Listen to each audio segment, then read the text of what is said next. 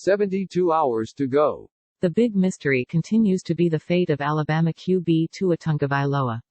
I can't find anyone who thinks Miami is taking him. With the Chargers, it depends more on who you talk to, and like I said in this morning's column, GM Tom Telesco's pretty good at concealing his intentions.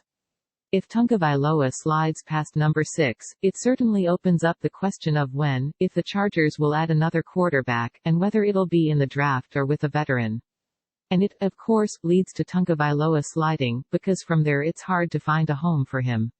We've seen this in the past. Aaron Rodgers, Brady Quinn and Johnny Manziel are among those in the fairly recent past who most people figured would go top 10, and wound up slipping into the 20s. There's some expectation that Tagovailoa could tempt the Raiders with one of their picks. And there's speculation that Patriots coach Bill Belichick could take a swing if Tagovailoa falls far enough, given that Nick Saban has given the quarterback glowing reviews, both publicly and privately, and the two coaches are so close. It's no secret that both the Giants and Lions would love to move their picks, and it seems like their ability to do it might ride on whether they're willing to take a little less than they may have hoped for. Let's say, for argument's sake, Detroit is comfortable with Ohio State CB Jeff Okudah and Auburn DT Derek Brown, but likes those guys more at number 5 or 6 than number 3, which I believe very well could be the case. And then, they look at the Giants likely to take an offensive tackle at number 4, and it becomes a near certainty they'll get one of them at number 5 or 6. How much would you really need to go down? Would a single second-rounder do it? It's an interesting position that both Bob Quinn and Dave Gettleman are in. So how did that mock draft go on Monday? I texted with a half-dozen head coaches and GMs, and it seems like the consensus was that, after a shaky start, things got straightened out. The problem at the top, with the first pick, actually had to do with muting and unmuting a line. And there were some bumps to work out while the league and teams did dry runs on the trades early on. It was all process-related, said one team official on the call. Once everyone got the hang of it, it went better. And in the aftermath, the biggest question I could find, and this one came from a head coach, was how often the clock will have to be stopped to complete trades.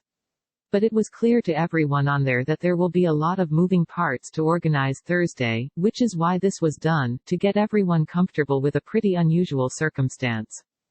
Give NFL Commissioner Roger Goodell credit for this one. It shows he's not taking himself too seriously. And while this is a little thing to help a very big cause, I'm not sure a couple years ago that the hyper-image conscious league would have signed off on something like this.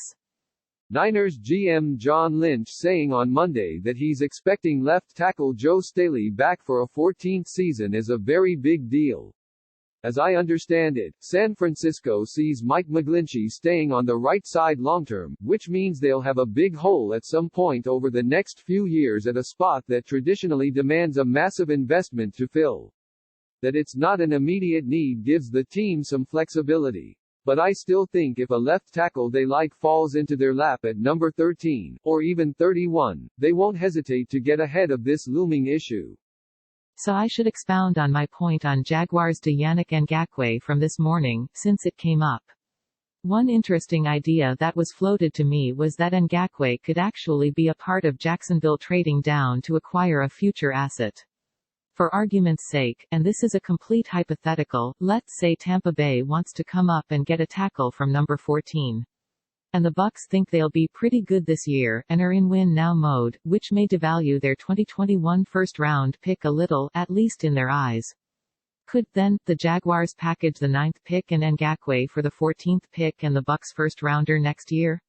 Something like that could make sense, and, again, I'm just pulling this one as a hypothetical.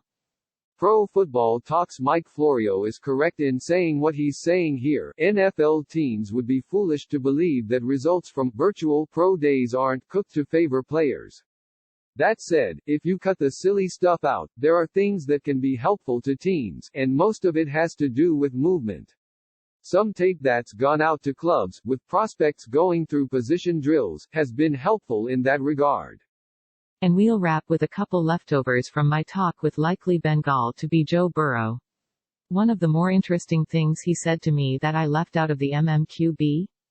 I asked if his doubt that this could happen, where he'd be set to go to first overall, was a form of PTSD, from being overlooked in the past. He laughed. 100% PTSD, he answered. You could call it that from Ohio State and from being recruited. His scholarship offer list in 2015, after being named Mr. Football in Ohio, Boston College, Central Michigan, Cincinnati, East Carolina, Fresno State, Iowa State, Kentucky, Maryland, Minnesota, NC State, Ohio University, Toledo, Vanderbilt, Virginia Tech and West Virginia. As we said this morning, Nebraska, where his dad and brothers played, was notably absent. And that made Ohio State, far and away, the #1 program to offer him. As for the other piece of what Burrow said on PTSD, relating to what happened a couple years after he got to Columbus, here's more on the battle he wound up losing to Dwayne Haskins. So we had some really fun battles in practice. And we were playing so well that spring. I would make an insane throw, he would come out and make an even more insane throw, and it was just kind of a back and forth in that spring ball. It was a lot of fun. We knew how good the team was gonna be, and whoever got the starting job, how well that guy was gonna play. And then watching, I knew my junior season wasn't going to be what it would have been if I'd stayed at Ohio State, just because I'm getting there so much later, learning who these guys are, and learning a bunch of the offense. I knew I wasn't going to play at the level one expected of myself. And I was still going to work really, really hard to get there, but it's just not realistic to play that well, or as well as I could have, in that short a time period, as well as still trying to win the job. I went into it with that mindset, that I knew I might struggle in the beginning. And that's pretty much how it went. Late in 2018, things started to click for Burrow, and we know what happened in 2019. I also asked Burrow at the end of our conversation if there was some satisfaction in showing those who passed on him what he was capable of. His answer was interesting. Yeah, absolutely, there's a little bit of that, he said. But it's all in the past. I talked about it quite a bit with people that asked me at all these awards ceremonies. You have them all in February and March, and there was even one in April. That season is over. It's time to move on. And I think it's gonna be the same with the draft. If I'm the #1 pick, great. Let's move on, let's get into the playbook, let's start practicing, let's get really, really good at what we do, and I'll start learning my guys. It's nice, and yeah, I showed a lot of people. But I've still got a lot to prove. And finally, here's what he said when asked what going first overall would mean to him. I'm not sure, Burrow said. It's nice, but at the end of the day, it really doesn't matter. 10 years down the road, nobody's gonna say, oh, you were the #1 pick, great job. They're gonna talk about how I did. So that's really all that I'm worried about. I could go 1, I could go 30, I could go 50, it doesn't matter to me.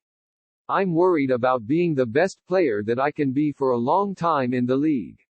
And the focus on that's already begun, with another, however minor it might be, slight, based on what he's heard is a shortcoming of his. Everyone says the arm strength, but that's been the knock on me since I was 16 years old, Burrow said. So I've learned how to overcome that with timing and anticipation and preparation. A lot of the great quarterbacks didn't have cannon arms. But I'm still gonna work hard to improve my arm strength. That's always something you can get better at, whether it's with your body sequencing, your mechanics, or just straight up getting stronger. I will say this, it's not hard to see, talking to Burrow, how this kid from rural Ohio was able to become the alpha at an SEC blue blood. The Bengals are getting a baller. Question or comment? Email us at talkback@themmqb.com.